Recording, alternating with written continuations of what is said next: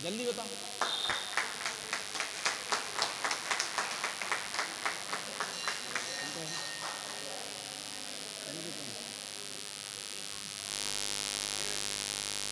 बोलिए संत सुवर्ण आचार्य गुरुवर 108 श्री विद्यासागर जी महाराज की। चित्र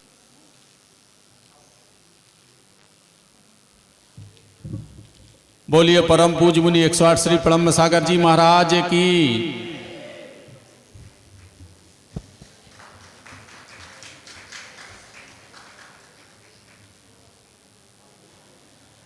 बोलिए परम पूज्य मुनि 108 श्री चंद्र सागर जी महाराज की। पाद प्रक्षालन के पश्चात हम सभी लोग संत सोमणी आचार्य गुरुवर 108 श्री विद्यासागर जी महाराज का सामूहिक पूजन करेंगे। आदरणीय श्री प्रणम सागर जी महाराज एवं मुनि श्री चंद्र सागर जी महाराज के पावन पादार बिंद में श्रद्धा सहित नमन करता हूँ। मनन का यह द्वितीय दिवस कि प्रातःकालीन मंगल बेला में जहाँ हम सब लोगों ने आचार्य गुरुवर विद्यासागर जी महाराज की पूजन जो मुनि श्री प्रणम सागर जी महाराज द्वारा संस्कृत भाषा में रचित है वह संपन्न की है। उसी के द्वारा आज का ये मंगलाचरण संपन्न हुआ है। अब मैं समागत ब्रह्मचारी वर्ग के सभी भाइयों की ओर से और गोटे गांव दिगंबर जैन समाज की ओर से मैं मुनि श्री प्रणम सागर जी महाराज को विनती सहित नम्र निवेदन करता हूँ कि महाराज श्री आज पंचलब्धियों के ऊपर अपनी सामान्य विवेचना आज प्रस्तुत करने जा रहे हैं। मुनि श्री प्रणम सागर जी महाराज। इस संसार में हर किसी आत्मा को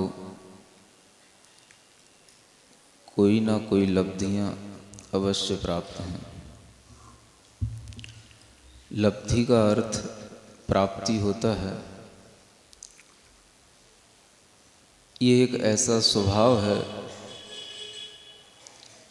कि प्रत्येक आत्मा में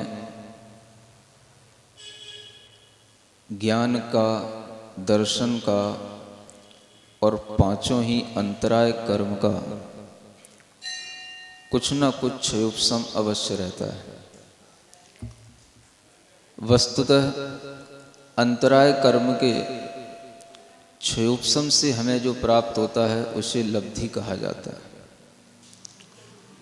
जब तक वह क्षयोपशम से हमें प्राप्त होता है उसे क्षयोपशमिक लब्धि कहते हैं, और जब हमें उन सब अंतराय कर्मों के नाश से जो प्राप्ति होती है उसे क्षयिक लब्धि कहते हैं।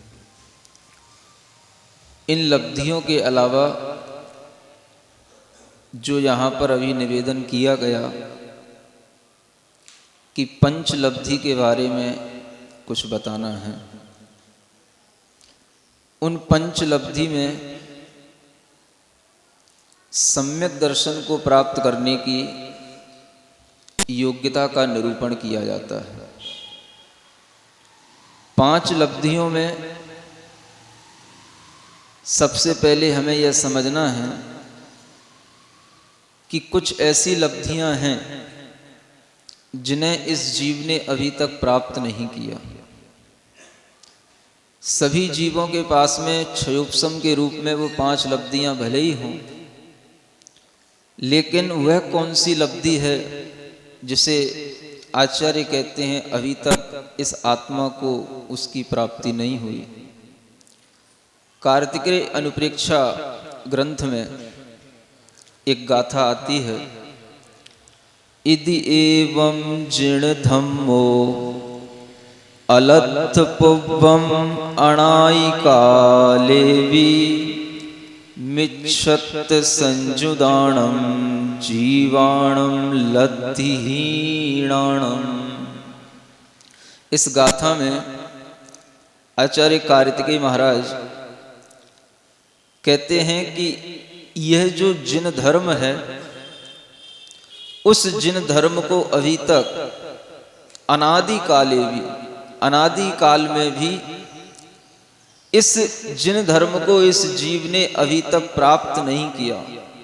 मिच्छत संजुदाणम जीवाणम लब्धिहीनाणम, वह लब्धियों से रहित है, इसलिए उसे इस जिन धर्म की प्राप्ति नहीं हुई। कौन सी लब्धि है जिससे ये हीन है? तो उसकी टीका में ये स्पष्ट हुआ कि क्षयोपशम आदि लब्धि हीनाना, जो क्षयोपशमिक आदि लब्धियां हैं, उन लब्धियों से हीन ऐसे अनंत जीव हैं जिन्होंने अभी तक इस जिन धर्म को प्राप्त नहीं किया। और वह जीव, वह अनंत जीव जो निगोद पर्याय में हैं, उनके लिए भी यहाँ पर इंडिकेशन है। और ऐसे जीव जिनके लिए पंचेंद्रीय पर्याय प्राप्त होकर के भी ये जिन धर्म को प्राप्त करने का निमित्त नहीं मिला, उनके लिए भी यह एक इंडिकेशन है। ये लब्धियों से हीन होकर के अपने उस समय को, अपने उस काल को गुजारते हैं, और वह अनंत काल इनका गुजर चुका है। इन 5 लब्धियों के अलावा भी जब कभी हम सम्यक दर्शन की बात करते हैं तो आचार्यों के ग्रंथों में भी हमें ये उपलब्ध होता है कि एक लब्धि और आ जाती है जिसे काल लब्धि कहा जाता है। इन 5 लब्धियों के अलावा काल लब्धि को भी हम सबसे पहले लेकर के आ जाते हैं। जब भी कभी हम सम्यक दर्शन की योग्यता को जानने का प्रयास करते हैं तो कई आचार्य महोदयों के माध्यम से काल लब्धि के वश से ही हमें यह सम्यक दर्शन की प्राप्ति होती है, और सबसे पहले हमारे सामने एक लब्धि और आ जाती है।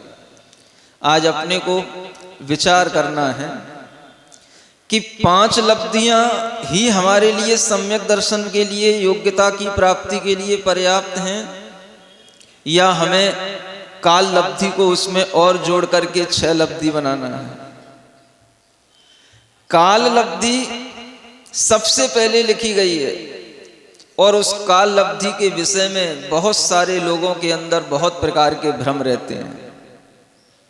जैसे ही काल लब्धि ये शब्द आता है, हमारे मन के अंदर एक भाव आता है, काल माने समय, और उस समय की प्राप्ति होने पर हमें जो होगा उसका नाम है काल लब्धि।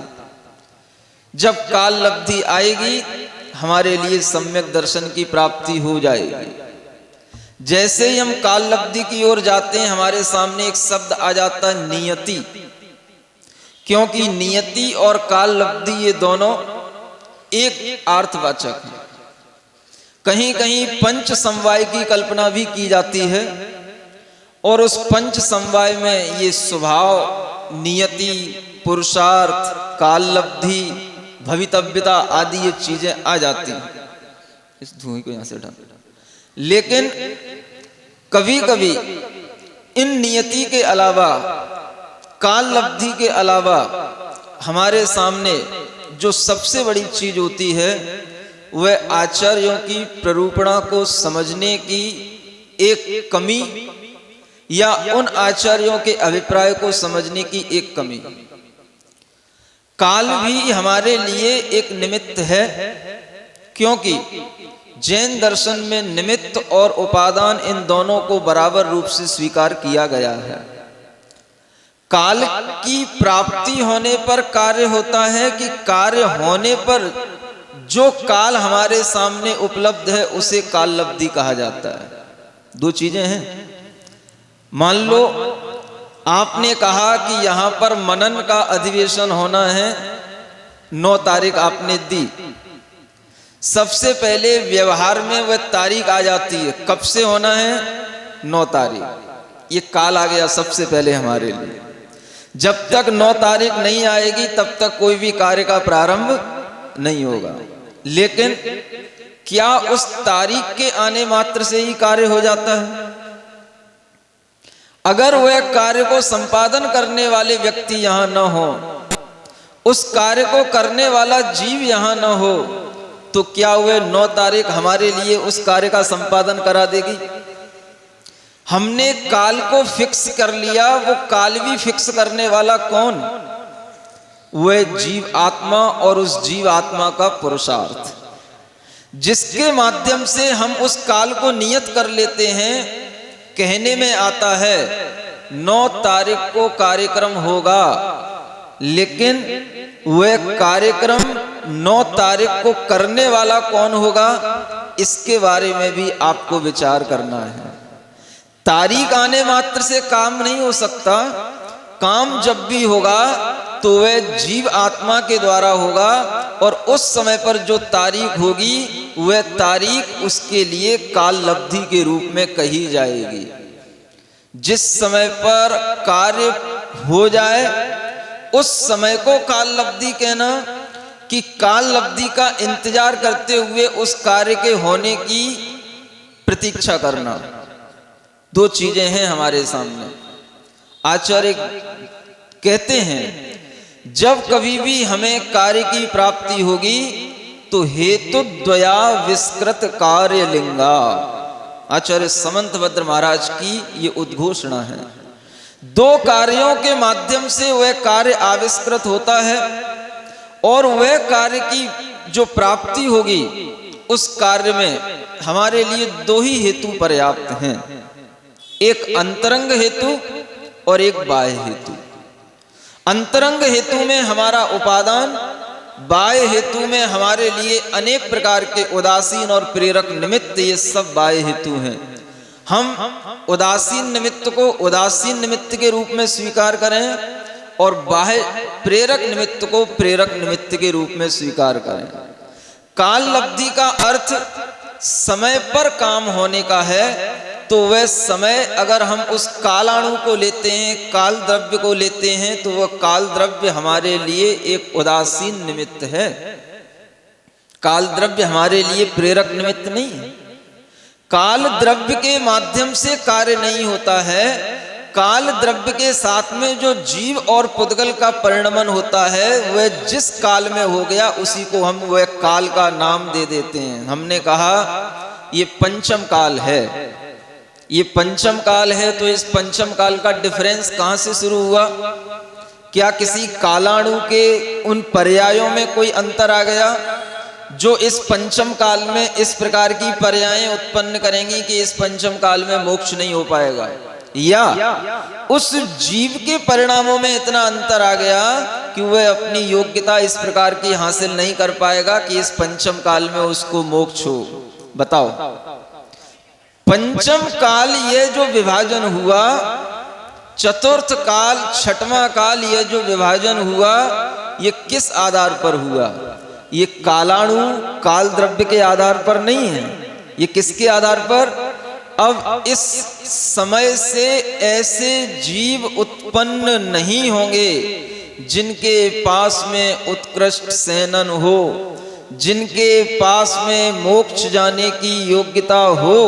ये उन जीव के परिणाम का, उस जीव के परिणमन का अभाव होने पर हमने उस काल के ऊपर आरोप किया कि अब ये पंचम काल चल रहा है, ये पंचम काल प्रारंभ हो गया। काल कोई भी हो, इस पंचम काल में भी मोक्ष होता है, हो सकता है। इस पंचम काल में जो कोई भी जीव, अगर मान लो कोई देव या विद्याधर विदेह क्षेत्र से किसी जीव को लाकर के इसी पंचम काल में इसी स्थान पर गोटे गांव में भी लाकर के पटक दे तो उस जीव को यहां से भी मोक्ष हो जाएगा। काल हमारे लिए कभी भी बाधक नहीं है। उदासीन निमित्त कभी भी हमारी इच्छा में परिवर्तन नहीं करा सकता है।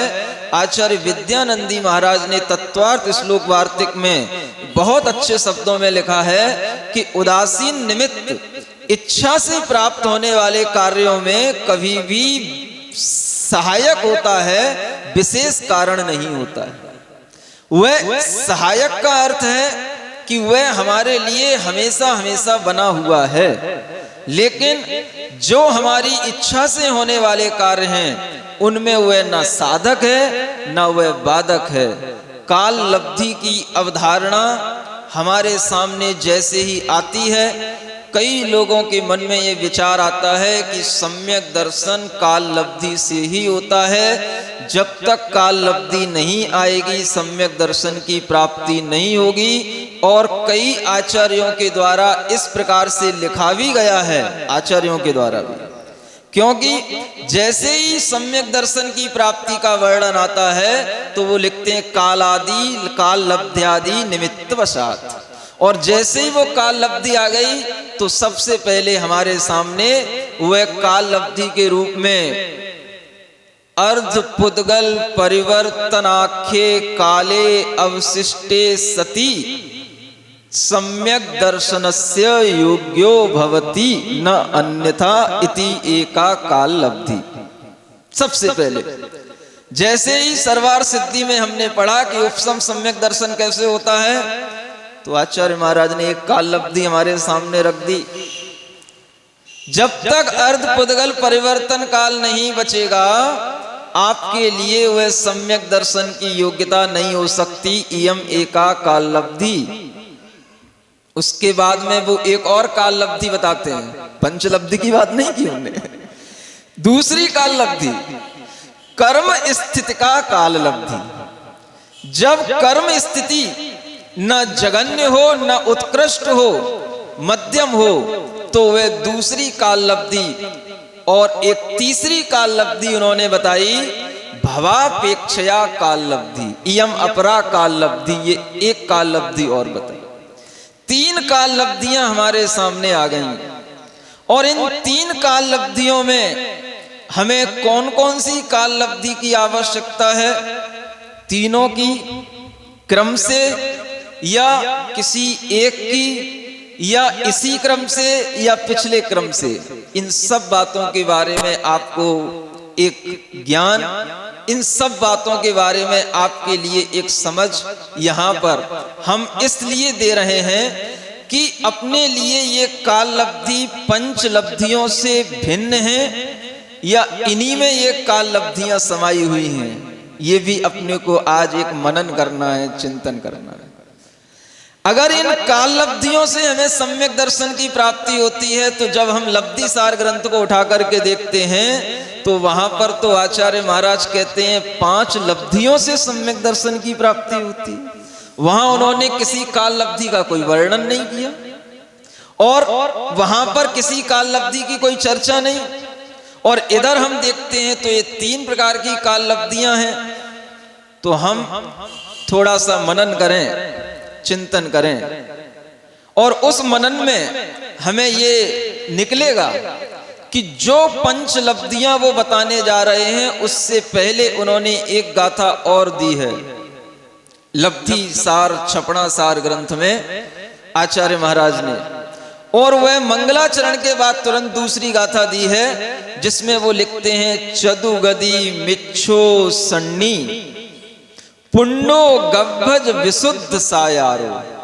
ये सबसे पहले उन्होंने एक योग्यता बताई है, और ये योग्यता क्या है तो हम समझते हैं कि यह योग्यता भी एक काल लब्धि की योग्यता है। सबसे पहले क्या होना? चतुर्गति का वह जीव होना, क्योंकि चारों गतियों में कहीं पर भी वह सम्यक दर्शन को प्राप्त कर सकता है। चतुर्गति मिच्छो, यहां पर उन्होंने मिथ्या दृष्टि जीव को लिया क्योंकि प्रथमोप सम्यक्त प्राप्त करने की योग्यता उस मिथ्या दृष्टि जीव को है, इसलिए उन्होंने मिथ्यात्व ये शब्द लिया। उसके बाद में सन्नी यानी संगी होना चाहिए, असंगी को नहीं होता। पुण्यो यानी पर्याप्तक होना चाहिए, और गर्भज यानी कि गर्भज के लिए ही वह उपसम सम्यक दर्शन को प्राप्त होने की योग्यता बता रहे हैं। विशुद्ध और साकार, ये बहुत सारी शर्तें हैं, और इन शर्तों में सबसे पहली जो हमारी काल लब्धि है अगर हम देखें तो वह काल लब्धि जिसके लिए हमने अभी कहा था कि हमें जिन धर्म की प्राप्ति नहीं हुई वो लब्धि से जब तक हम हीन हैं तब तक हमारे लिए यह सम्यक दर्शन की योग्यता नहीं आ सकती। उस लब्धि को प्राप्ति हमें कब होगी?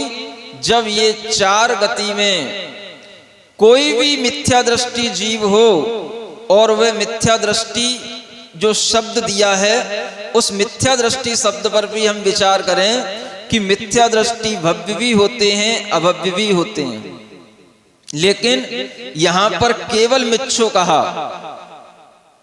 भव्यो नहीं कहा। यहां पर भव्य मिथ्या दृष्टि को ग्रहण करना ये हमारे ज्ञान की बात है, लेकिन जो शब्द दिया वो केवल मिथ्या दृष्टि शब्द दिया। जब हम इसी की तुलना करते हैं, एक और गाथा हमको मिलती है, उस गाथा में मिलता है चदुगदी भव्यो सन्नी, एक ये भी गाथा मिलती है, ये कार्तिकेय अनुप्रेक्षा ग्रंथ की गाथा है। चदुगदी भव्यो सन्नी सुविसिद्धो जगमाण पज्जत्तो। इन दोनों गाथाओं के प्रथम चरणों की हमें तुलना करना है। इससे हमें यह स्पष्ट होगा कि कौन सी गाथा में ये योग्यता अधिक स्पष्ट रूप से बताई गई है कि हम प्रथमोपसम सम्यक्त के योग्य किस जीव को बैठा लें। चदुगदी भव्यो कहते हैं तो हमारे लिए स्पष्ट हो जाता है कि भव्य जीव के लिए ही प्रथमोपसम सम्यक्त की योग्यता है। भले ही ये गाथा कार्तिकेय अनुप्रेक्षा में है और लब्धि सार ग्रंथ में मिच्छो शब्द दिया है, हमारे अनुसार मिथ्यात्व की अपेक्षा से ये भव्य शब्द यहाँ पर ज्यादा स्पष्ट और अच्छा प्रतीत होता है, जिसके माध्यम से हम प्रथमोपसम सम्यक्त की योग्यता को समझ सकते हैं। दूसरी बात, जो इसमें एक शब्द और आता है गव्भज, ये गर्भज शब्द भी हमें बहुत संकुचित कर देता है। अगर हम ये कहें कि केवल यहाँ पर मनुष्यों की और तिर्यंचों की अपेक्षा से सम्यक्त की योग्यता बताई जा रही है, तब तो ये गर्भज शब्द उपयुक्त है। और अगर हम ये कहें कि चारों गति के किसी जीव की अपेक्षा से यहाँ पर ये सम्यक दर्शन की योग्यता बताई जा रही है, तो क्या ये गर्भज शब्द यहाँ पर उपयुक्त होगा? प्रथमोपसम सम्यक दर्शन सम्मूर्छन जीवों को नहीं होता है, ये नियम है, इसमें कोई बाधा नहीं। लेकिन क्या उपपाद जन्म वाले जीवों को नहीं हो सकता? हो सकता है। अगर हो सकता है तो फिर इस गाथा में आया हुआ ये गर्भज शब्द भी थोड़ा सा खटकता है। या तो यूं कहें कि केवल ये मनुष्य और तिर्यंचों को पढ़ाने के लिए है तो बात अलग है, और यदि हम इस प्रथमोपसम सम्यक दर्शन की योग्यता चारों गति के जीवों को बताने के लिए कह रहे हैं, तो फिर हमें यहाँ पर ये गर्भज की कंडीशन बताने की कोई आवश्यकता नहीं है। और अगर इसकी अपेक्षा से हम कार्तिकेय अनुप्रेक्षा की गाथा का वो पाठ अगर ले आते हैं, चदुगदी भव्यो सन्नी सुविसिद्धो जगमाण पज्जत्तु, यहाँ पर भी वही बातें हैं 6 जो बातें इसमें हैं, लेकिन इसमें गर्भज शब्द नहीं रखा है। यह एक आपके लिए शोध का विषय भी है।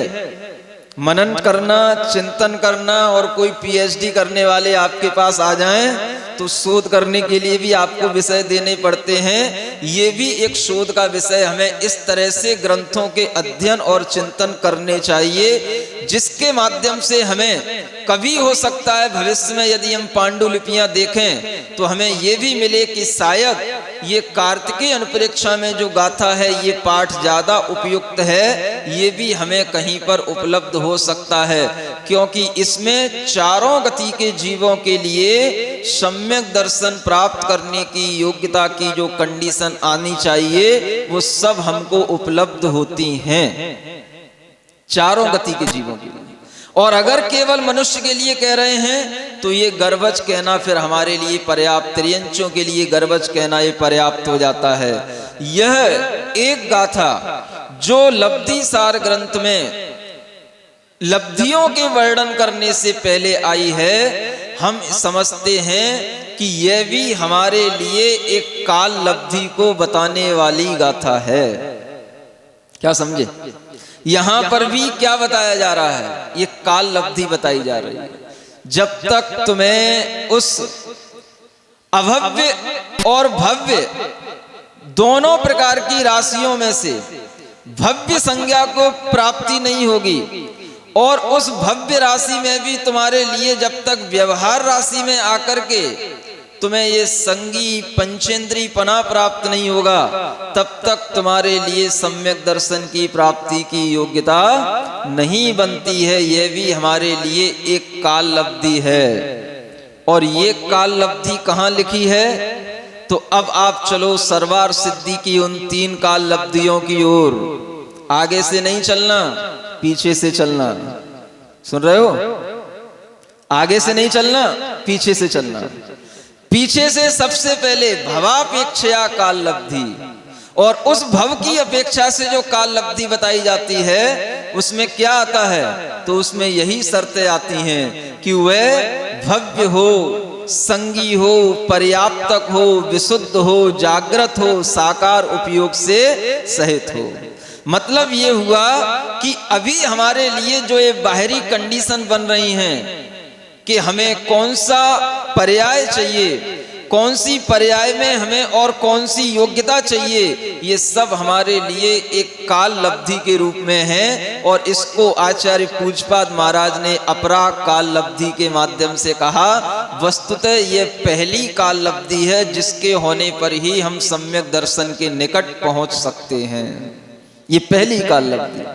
अब इस काल लब्धि में हमारे सामने जब ये भव्य शब्द आ जाता है तो हम इस भव्य शब्द पर भी थोड़ा सा विचार करें कि जो भव्य जीव होंगे उन्हीं के लिए ये काल लब्धि मिलती है या अभव्यों को भी मिलती है? ये तो सबके लिए सामान्य, अभव्यों को भी ये सब प्राप्त हो जाता है। लेकिन भव्य जीवों में भी कई प्रकार के भव्य जीव हैं। निकट भव्य, दूर भव्य, दूरानुदूर भव्य, ये भी भव्य जीव हैं। उनमें जो दूरानुदूर भव्य होते हैं वे तो नियम से निगोद पर्याय में ही रहते हैं। उन्हें कभी भी ये योग्यता नहीं मिलती, वे कभी भी व्यवहार राशि में नहीं आते, इसलिए दूरानुदूर भव्य की यहाँ कोई चर्चा नहीं। उन दूरानुदूर भव्य को अभव्य के समान भव्य कहा गया है। और वह अभव्य जीव के समान भव्य जीव जो दूरानुदूर भव्य हैं वो नियम से कहाँ रहते हैं? तो वह निगोद पर्याय में ही रहते हैं। ऐसा भी एक नियम है। और यह श्री जय धवल आदि ग्रंथों से जो प्ररूपणाएं मिलती हैं उनसे समझ में आता है कि ये जीव हमेशा दूरानुदूर भव्य के रूप में उसी निगोद पर्याय में रहते हैं। इन्हें कभी भी ऐसे निमित्त ही नहीं मिलेंगे कि वो सम्यक दर्शन को प्राप्त कर सकें। भव्य तो हैं लेकिन भव्य होने के बाद में भी उन्हें कभी निमित्त नहीं मिलेंगे। और निमित्त नहीं मिलने के कारण से ही उनको अभव्य समान भव्य कहा गया है, दूरानुदूर भव्य कहा गया है। अब आप ये सोचें कि 6 महीने 8 समय में जो 608 जीव निकलते हैं वो जीव कौन से होते हैं? 6 महीने 8 समय में 608 जीव जो निगोद राशि से व्यवहार राशि में आते हैं वो जीव भव्य जीव ही होते हैं या उनमें अभव्य जीव भी हो सकते हैं? क्या कह रहे हो? कॉमन दोनों आ सकते हैं, विचार करके बोलना। अगर उसमें दोनों आ रहे हैं, सुनो, राकेश पंडित जी कह रहे हैं, ब्रह्मचारी जी, कि उसमें दोनों प्रकार के जीव आ रहे हैं। 608 जीवों में अगर दोनों प्रकार के जीव आ रहे हैं तो फिर आपको विचार करना है कि अभव्य जीवों की संख्या भी इस व्यवहार राशि में आकर के बढ़ रही है। और अगर 608 जीवों में अभव्य जीव भी शामिल हैं तो फिर 6 महीने 8 समय में जैसे निगोद से 608 जीव निकल के आते हैं ऐसे ही 608 जीवों का मोक्ष भी होता है। और उस मोक्ष में जाते समय अगर ये जीवों की संख्या उसमें से कम हो गई तो 608 जीवों की संख्या फिर इस मोक्ष जाने में कम हो जाएगी। और अगर सुनो, अगर 6 महीने 8 समय में 608 में से कुछ कम जीव निकले, मान लो आपने कहा अभव्य जीव भी उसमें साथ में है, मान लो उसमें से 10 जीव अभव्य हैं, तो क्या होगा? उस अभव्य जीवों की संख्या यहां बढ़ती रहेगी। हर 6 महीने 8 समय में 608 जीव निकल रहे हैं और अनादिकाल से निकल रहे हैं और अनंत काल तक निकलते रहेंगे। अपने को यह भी ध्यान रखना कि अभव्य जीवों की संख्या का प्रमाण जघन्य युक्तानंत प्रमाण अभव्य जीवों की संख्या है और वह अनादि से आया हुआ काल, ये जघन्य युक्तानंत प्रमाण अगर वो अनंत काल से ज्यादा काल हो चुका है तो फिर अब अभव्य जीवों की संख्या उसमें से फिर आप निकाल नहीं सकते। जघन्य युक्तानंत प्रमाण काल, जो काल बीत चुका है वह तो बीत चुका। अभव्य जीवों की संख्या जितनी होनी चाहिए वो अगर आप उसमें से निकालोगे तो फिर आपके लिए वह जघन्य युक्तानंत प्रमाण से ज्यादा जीव सिद्ध हो जाएंगे। क्या कह रहे हो? नहीं, देखो, नित्य निगोद से निकलने की बात कर रहे हैं। नित्य निगोद से निकलने वाले जीव अगर जघन्य युक्तानंत प्रमाण यहां पर व्यवहार राशि में है तो उनकी संख्या फिर इतनी ही रहनी चाहिए, वो संख्या का उल्लंघन होगा और धीरे धीरे आपके लिए जो 608 जीव जो निकलने की बात है उसमें भी कमी आएगी, क्योंकि उसमें कुछ भव्य हो गए कुछ अभव्य हो गए। भव्य जीवों की संख्या में कमी आ जाएगी। इसलिए हमें यह विचार करना है कि जो अनंत काल से निगोद जीव निकलते आ रहे हैं उनमें अभव्य जीव हैं कि नहीं हैं, या अभव्य जीव हमेशा इस व्यवहार राशि में ही रहते हैं।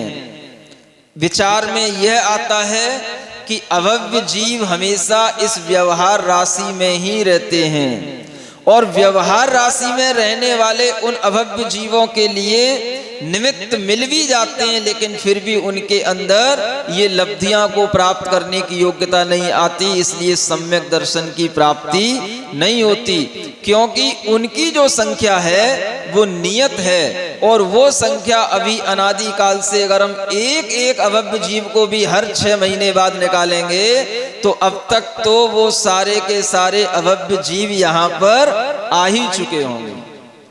फिर ऐसा होगा कि कुछ समय के बाद में अब वो अभव्य जीवों का निष्कासन बंद हो जाए तो ये सार्वभौमिक नियम में भी कमी आएगी। इसलिए अपने को मनन करना, चिंतन करना कि अभव्य जीव उस निगोद राशि के साथ में नहीं रहते। 608 जीवों की संख्या में भव्य जीवों की संख्या ही निकलती है और वह जो अभव्य समान भव्य हैं वो नियम से उस निगोद राशि में ही रहते हैं। इस तरह से 3 प्रकार के हमारे सामने जीव आ जाते हैं। एक तो निकट भव्य जीव, एक दूर भव्य जीव और एक दूरानुदूर भव्य जीव।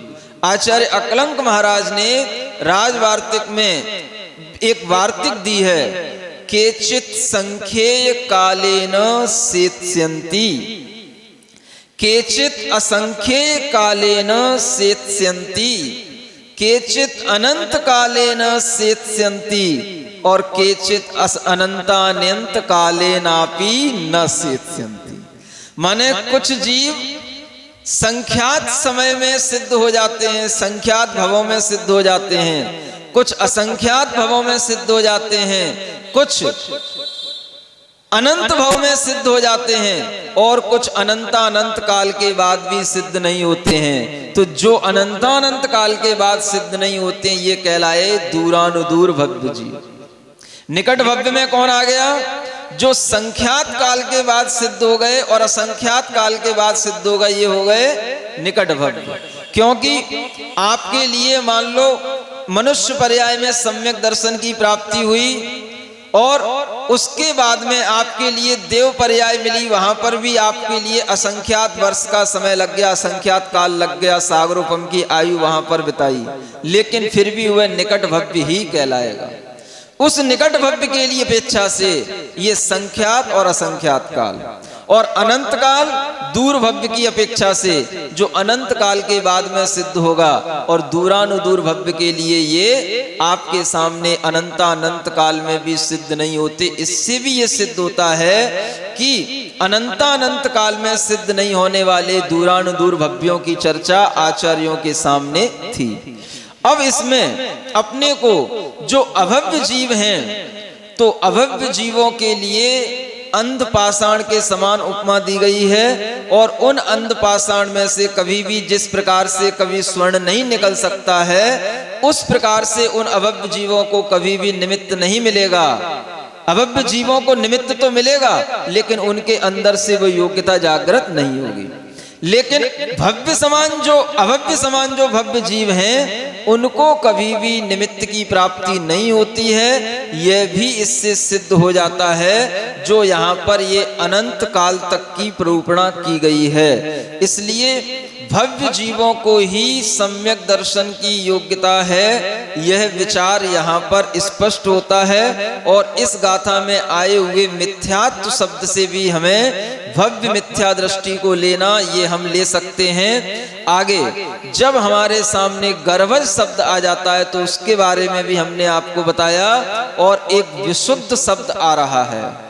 विशुद्ध का अर्थ क्या?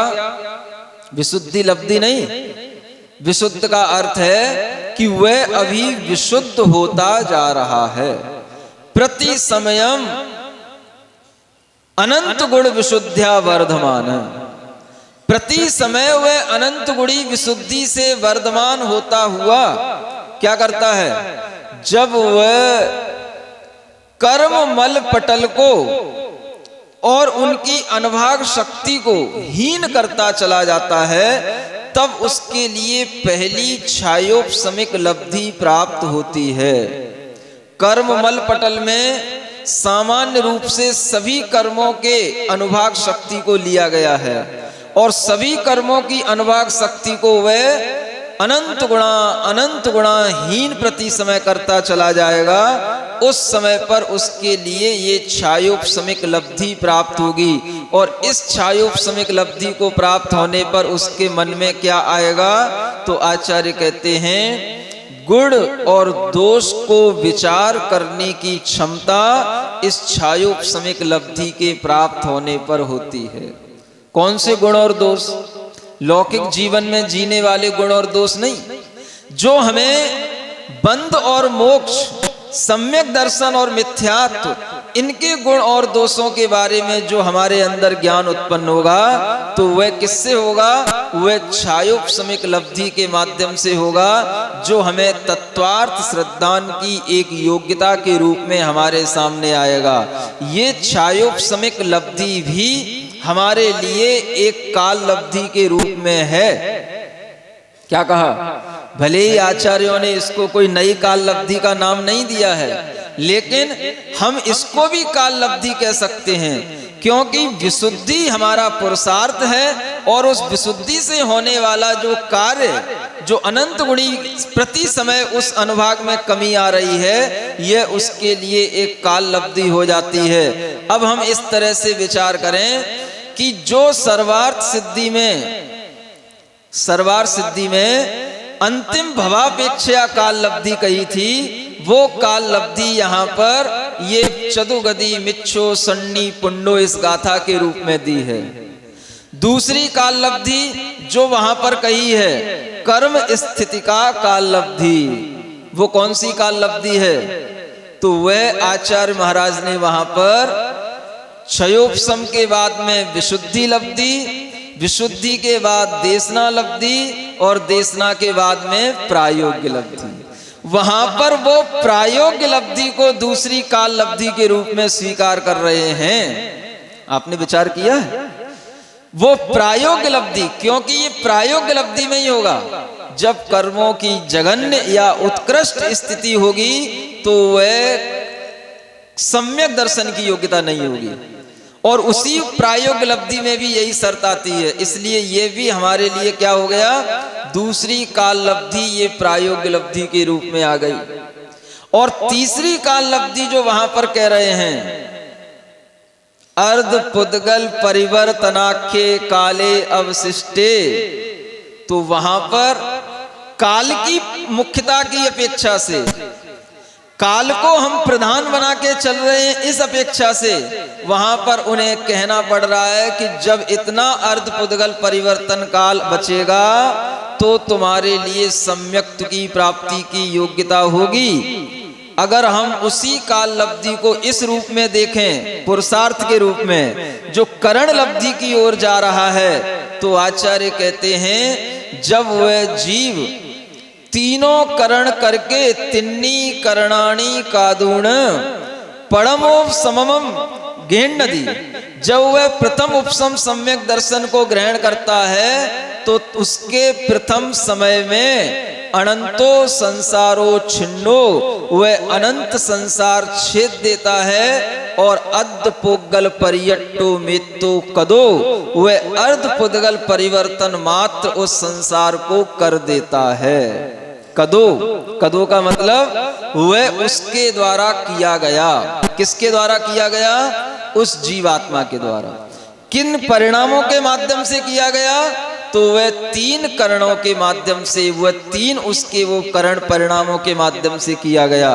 ये प्रक्रिया हमें ये बताती है कि वह अर्धपुद्गल परिवर्तन काल बचने के बाद में सम्यक दर्शन नहीं होता है, सम्यक दर्शन होने के बाद वह अर्धपुद्गल परिवर्तन काल बचता है। ये उसका सही तरीका है। काल लब्धि हमने कहा, काल के ऊपर आरोप हमने दिया कि ये काल जब बचेगा तो वह सम्यक दर्शन की योग्यता होगी, लेकिन सम्यक दर्शन की योग्यता किसके अंदर होगी? जो तीन करणों का पुरुषार्थ कर रहा है उसके अंदर होगी। इसलिए करण पुरुषार्थ के माध्यम से हमारे अंदर सम्यक दर्शन होता है, और उस सम्यक दर्शन के होने पर जो काल बच जाता है उसको आचार्य महाराज ने वहां पर इयम एका काल लब्धि ऐसा कहा है। वस्तुतः हमें यह समझना चाहिए मुख्य और गौण, पुरुषार्थ और कर्म, जिसे हम दैव कहते हैं, जब हमारे सामने काल के रूप में वह काल लब्धि के रूप में जब हमारे सामने दैव आ जाता है तो वहां पर हम इस तरह से कहते हैं कि इतना काल होने पर यह काम होगा, इस समय पर यह काम होगा। लेकिन जब हम अपने पुरुषार्थ की ओर देखते हैं तो यह कहा जाता है कि जब हम पुरुषार्थ करेंगे तो इस समय पर करेंगे, इसलिए वह पुरुषार्थ हमारा इस समय पर हुआ, वह समय वहां पर काल लब्धि के रूप में हो गया। वस्तुतः काल लब्धि एक कोई ऐसी चीज नहीं है जो हमारे लिए उस योग्यता को अवश्य उत्पन्न करा दे। योग्यता हमें उत्पन्न करनी है और योग्यता हमारे अंदर रहती है। इसी को बोलते हैं एबिलिटी। क्या समझे? हम किसी कार्य को करने के योग्य हैं, ये एबिलिटी हमारे अंदर है। लेकिन एक चीज और होती है जिसे बोलते हैं कैपेबिलिटी। एक एबिलिटी और एक कैपेबिलिटी, एक एबिल होना और एक कैपेबल होना। एबिल तो सब हैं, जितने भी भव्य जीव हैं सब एबिल हैं, लेकिन कैपेबल सब नहीं हैं। जब वो कैपेबल होंगे, यानी कि तीन करण परिणामों के माध्यम से जब वो करण लब्धि तक पहुंचेंगे तो वे कैपेबल कहलाएंगे। उस समय पर उनकी जो योग्यता उभर करके आएगी, वह योग्यता उन्हें मुख्य रूप से उस अर्धपुद्गल परिवर्तन काल को कराने के लिए कारण बनेगी। इसलिए आचार्य वीरसेन महाराज जी ने धवल आदि ग्रंथों में सर्वत्र यही कहा है कि अर्धपुद्गल परिवर्तन काल उस जीव के द्वारा किया जाता है। कीर दे ये शब्द का भी प्रयोग करते हैं। कदो यानी कि वह किया गया, यानी कि जीव के द्वारा वह अर्धपुद्गल परिवर्तन काल हो गया जब उसने प्रथमोपसम सम्यक्त की प्राप्ति कर ली। अपने आप वह अर्धपुद्गल परिवर्तन काल होने पर सम्यक दर्शन की प्राप्ति हो जाती हो, ये किन्हीं भी आचार्यों के द्वारा समर्थित नहीं होता है। इसलिए अपनी भावनाओं को और अपने इस ज्ञान को चिंतन मनन के साथ में हमें काल लब्धि को भी देखना, वह भी स्वीकारना जो लिखा है, लेकिन वह काल की मुख्यता से कथन है। इस मामले में इस तरह से स्वीकारेंगे तो हमारा वह सत्य कथन है। और पुरुषार्थ की अपेक्षा से जब हम देखते हैं तो जीव के लिए ये 5 लब्धियां आ जाती हैं, वहां पर अलग से कोई काल लब्धि नहीं बताई जाती है। हम अगर देखें तो इन 5 ही लब्धियों में 3 काल लब्धियां गर्भित हैं। ये हम आपकी शुरू से भूमिका बना रहे हैं। काल लब्धि आप अलग से कोई चर्चा ही मत करो, 5 लब्धियों में ही ये 3 काल लब्धियां गर्भित हैं। पहली लब्धि जो आपके लिए चतुगति मिच्छो सन्नी ये हो गई, पीछे उस सर्वार सिद्धि में जो क्रम दिया है उसमें अंतिम क्रम में पहली लब्धि आएगी।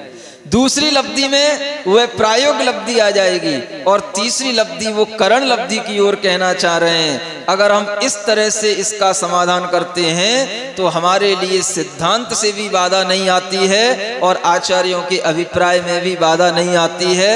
ये एक बहुत अच्छा मनन है और इस मनन के माध्यम से ही हमारे अंदर ये मनन उत्पन्न हुआ है। सुन रहे हो? इसका श्रेय किसको जाएगा? इन मनन वालों को ही जाएगा, क्योंकि इससे पहले हमारे मन में ऐसा मनन हुआ ही नहीं। ये आपके मनन के ही माध्यम से मनन हमारे अंदर आया। ये विचार हमारे अंदर पहले भी रहता था कि काल लब्धि को हम किस तरह से इनमें घटित करें। और जब हमने वह लब्धि सार ग्रंथ में इस प्रकार से जब ये वर्णन देखा तो अपने आप अपने अंदर ये भाव आया कि ये काल लब्धियां इन 5 लब्धियों में गर्भित हैं। अलग से कोई भी काल लब्धि नहीं होती। हम तो वह काल लब्धि एक कार्य को नापने का माध्यम है। देखो जैसे थर्मामीटर होता है, बुखार किसको आता है? थर्मामीटर को कि आदमी को? बताओ पीछे बैठे लोग, थोड़ा आप लोगों से भी पूछ लें। बुखार किसको आता है? देखो आदमी को नहीं आता, थर्मामीटर को आता है। आप कैसे देखते हो? आदमी में बुखार देखते हो, थर्मामीटर में देखते हो? 98 है, 99 है, 100 है, किसमें देख रहे हैं हम? थर्मामीटर में देख रहे हैं। तो बुखार किसको हुआ? थर्मामीटर को नहीं। बुखार किसको? जिसको वह थर्मामीटर लगाया गया उसको। तो थर्मामीटर उस बुखार को नापने का माध्यम है, ना कि थर्मामीटर में बुखार है। उसी तरह से आत्मा के अंदर जो करण परिणाम उत्पन्न होते हैं उससे उस आत्मा के अंदर सम्यक दर्शन प्राप्त होने के बाद में अब कितना काल रह जाता है, इसको नापने का वह माध्यम है अर्ध पुद्गल परिवर्तन काल।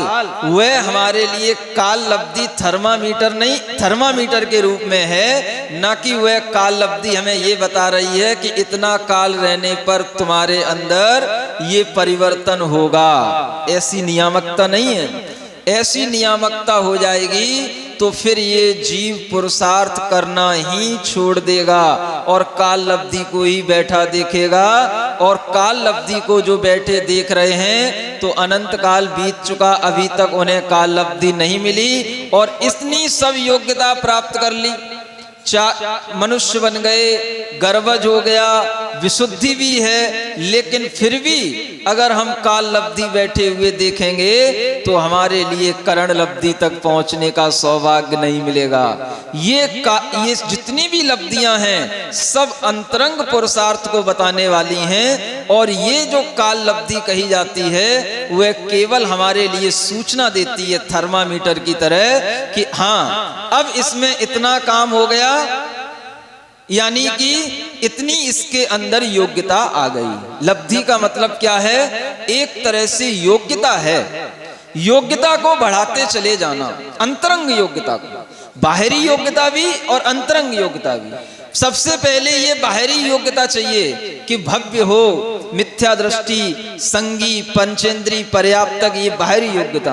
अब उसके बाद में अंतरंग योग्यता, तो आचार्य कहते हैं क्षयोपशम लब्धि सबसे पहली अंतरंग योग्यता है, जिसमें उस कर्मों के अनुभाग प्रति समय अनंत गुणाहीन होकर के उदीर्णा को प्राप्त होते जाएं और उसके माध्यम से आत्मा के परिणामों में इतना विशुद्धि उत्पन्न हो जाए कि वह सम्यक दर्शन, तत्वार श्रद्धान, इन सबके उपयोग में अपने उस ज्ञान को लगा दे तो वह उसकी क्षयोपशम लब्धि कहलाती है। जिस क्षयोपशम लब्धि के माध्यम से तत्व ज्ञान के प्रति विचार करने की भावना उत्पन्न हो जाती है, इसका नाम है क्षयोपशम लब्धि।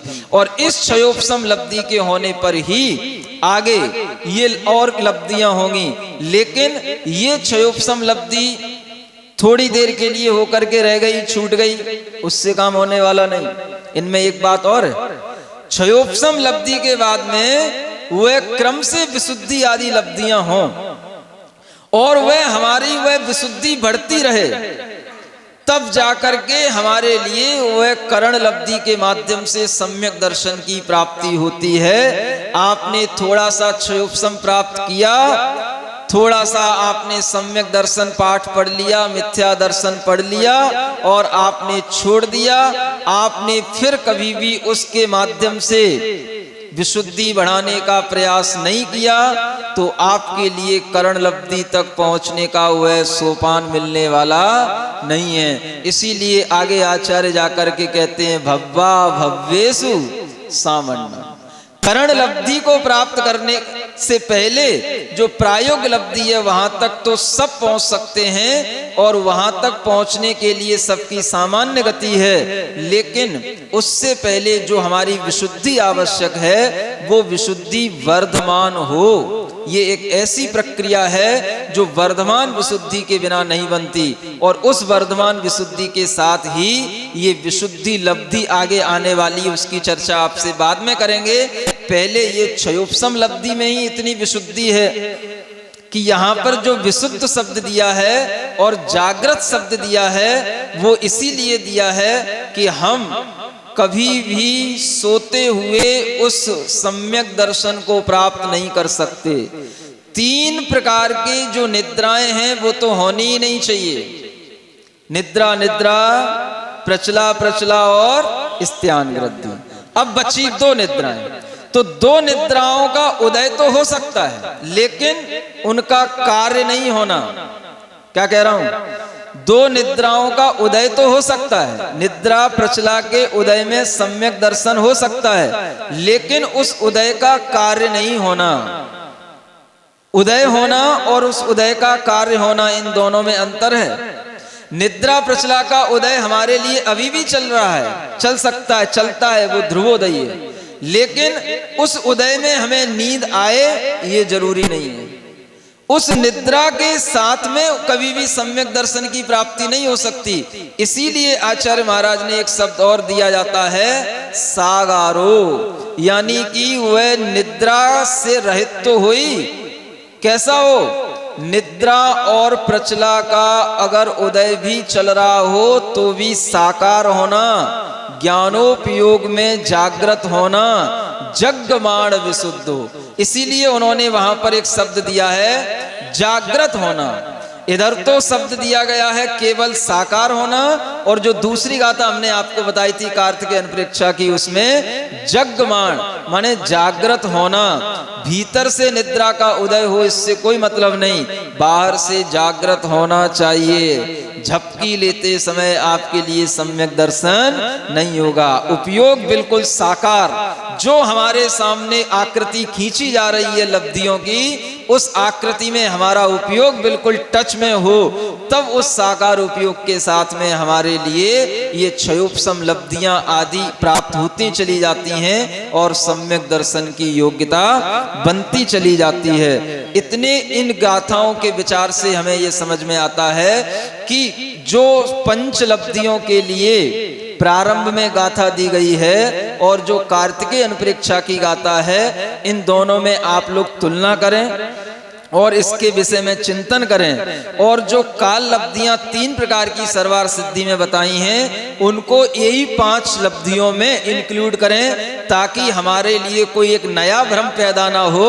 कि काल लब्धि कोई अलग है और ये पंच लब्धियां अलग हैं। ये इस मनन के पहले सत्र का हमारा आपके लिए एक उपदेश छोटा सा हुआ, जिसके माध्यम से हम क्षयोपशम लब्धि को समझ सकें और काल लब्धि को अलग से कोई एक नया हुआ हुआ न बनाए, ये हमारे कहने का मतलब है, ताकि इन पंच लब्धियों से ही हम सम्यक दर्शन की प्राप्ति की योग्यता सबको समझा सकें। और काल लब्धि अगर हम कुछ अलग नहीं बनाएंगे तो वह दूसरे लोगों के लिए एक नियतिवाद का रूप लेता चला जा रहा है, जो हमारे लिए हानिकारक सिद्ध हो रहा है। इस तरह से आपके लिए यह व्याख्यान समाप्त होता है। बोलो महावीर भगवान की।